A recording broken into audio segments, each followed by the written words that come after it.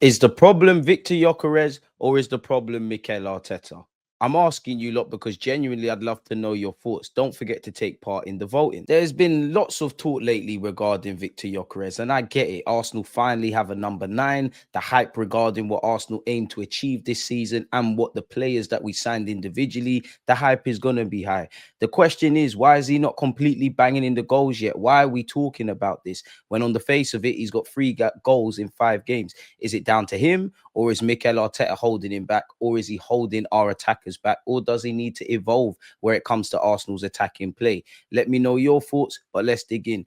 For me, for whatever reason, whether it's his powerful frame, how he runs, his backstory, which has ultimately led to him signing for Arsenal, the fact that he's made a name for himself and scored the majority of his goals in Portugal, or simply put, the amount of money Arsenal paid for him and the speculation for the number of years regarding who he would sign as a striker.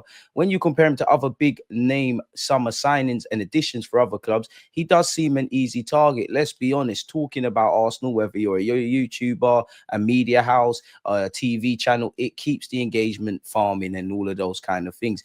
At the end of the day, there's still issues. But he's got 3 goals in 5 Premier League games. Yet I think many football fans and Arsenal fans could be forgiven for thinking that he's yet to get off the mark in an Arsenal shirt. Call it Arsenal tax. Everybody seems to have an opinion on him, as you've probably seen on screen. Every Arsenal fan is aware of the improvements we need to make in terms of our attacking style of play or our actions and play in the final third. However, let's use the 2025-26 season as a case study, or better yet, as a sample size. Simply put, what does this table mean? If you're in any doubt, it just simply compares Arsenal against teams in the top 7 leagues in Europe. Where you look at goals, something we can improve at. Arsenal are scoring more than most clubs in Europe. Only 14% of teams score more, which tells you that we don't want to be like everyone else. We don't want to just be a good goal scoring side. We want to be a great one. We've been crying about goals for the last 3 years. We have scored them. 57th percentile is where we score for attacking, which shows it's a bit low. This further reflects that Arsenal's open play in an attacking manner, so our chance creation, our work in the final third, ultimately our creativity, can be a lot better. It's only slightly above average compared to Europe's best. Possession, we keep the ball well. So it doesn't surprise me we're in the 78th percentile. On the eye, we might not be a great counter-attacking side and great on the transition or the counter transition, but we do score within the 81st percentile, which there could be improvement. We're in the 89th percentile for defending. We've got one of the best defenses collectively in Europe. Doesn't surprise anyone. We're not the most physically imposing team, but we can impose ourselves. So it doesn't surprise me we're 57th in terms of percentiles for physicality, and we're in the 79th percentile for pressing. We press aggressively and high. We're in the top 20% in Europe. So that kind of statistically paints a picture as to why we probably we're at the good, bad, and the ugly. I guess you could say, in short, we're elite defensively, quite strong in possession, fairly decent on the counter and in pressing moments, but we're not as dominant in pure attacking play as we could be. You could say this paints a picture of a team that is organized, disciplined, structured, strong defensively, and efficient at transitions. Maybe we're potentially too cautious at times in attack, and we're probably lacking a bit of edge in that regards compared to Europe's more dominant sides. Naturally, it's only right to look at Viktor Gyökeres. The 27-year-old summer recruit, when for non-penalty goals, is in the 65th percentile. For non-penalty XG, he's in the 35th percentile. For goal conversion, he ranks in the 89th percentile. For aerial duels won, he ranks in the 48th percentile.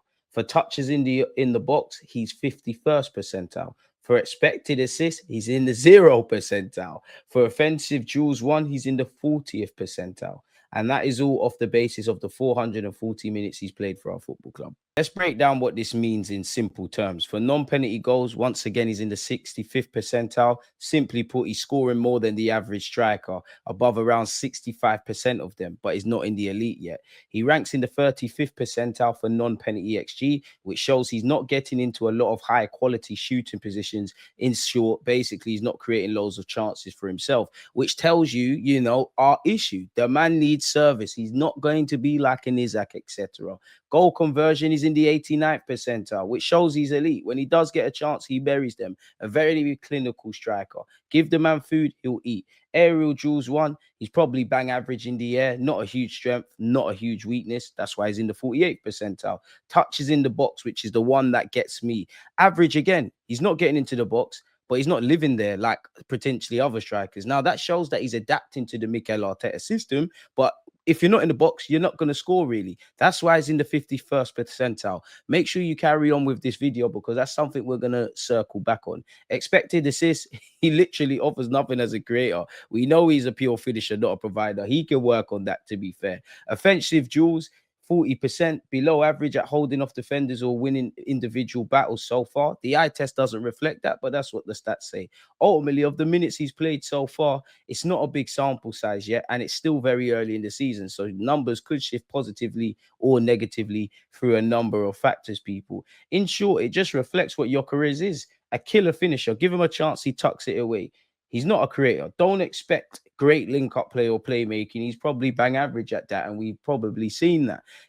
At the moment, he's not bullying defenders. He isn't, winning the duels and dominating physically. But again, with the eyes, he's holding his own. And at the moment, he's living off his efficiency. Again, 7 shots, 7 shots, 3 goals in 5 games.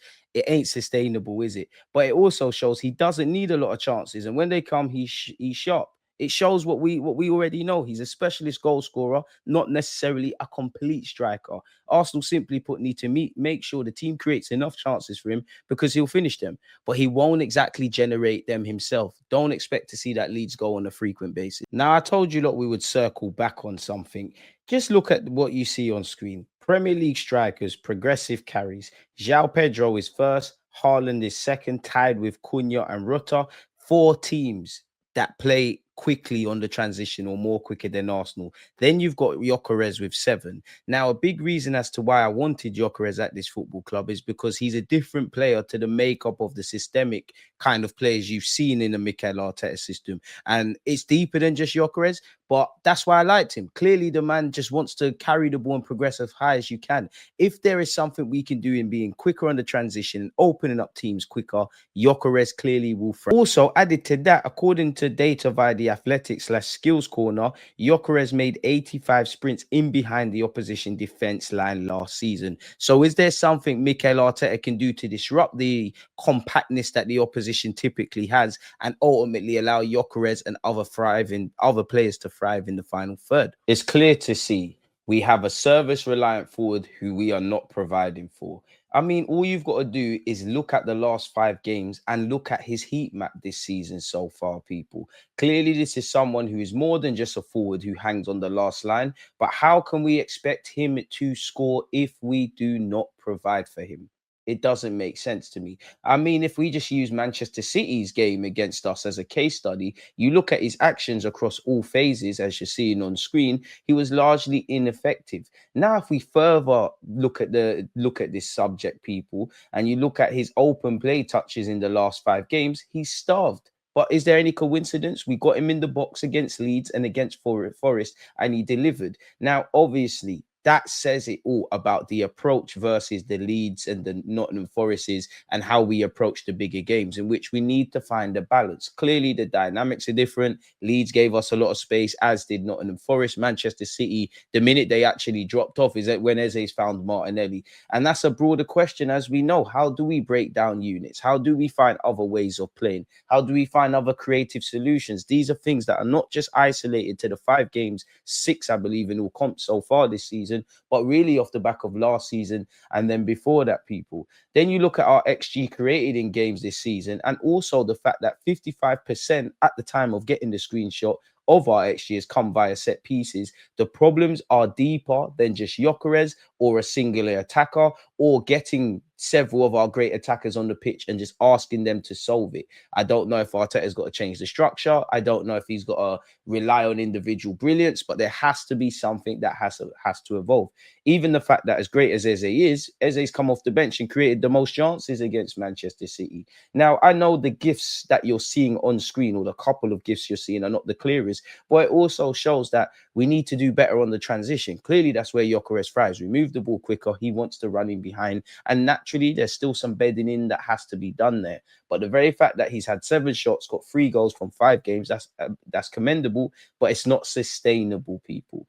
And I know Arteta has said big chance creation is difficult in games of such, but unfortunately for the manager, you're paid the money to figure it out, and you've got us into this realm. And maybe I'm looking at this rather plainly, But we have a player who has scored for Sweden, scored for Coventry, scored for Lisbon, and most recently won the Gerd Muller Trophy. If he's unable to score goals for Arsenal Football Club, which is at this moment in time one of the best sides in the Premier League and in Europe, then there's something wrong. And that says more about us than anybody else, if I'm completely honest with you.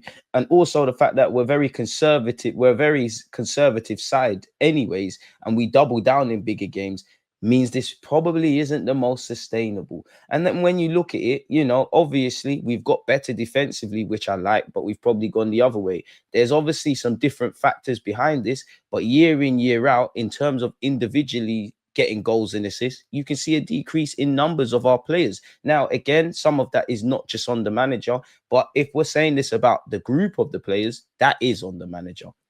I don't know what we do. I haven't got all the answers, but I know Gyokeres is not the best striker, but there's a lot more to give. And I do think for Mikel Arteta, your pragmatism has made us contenders. If you put the handbrake down, that just might end the 20-odd year drought for a Premier League trophy.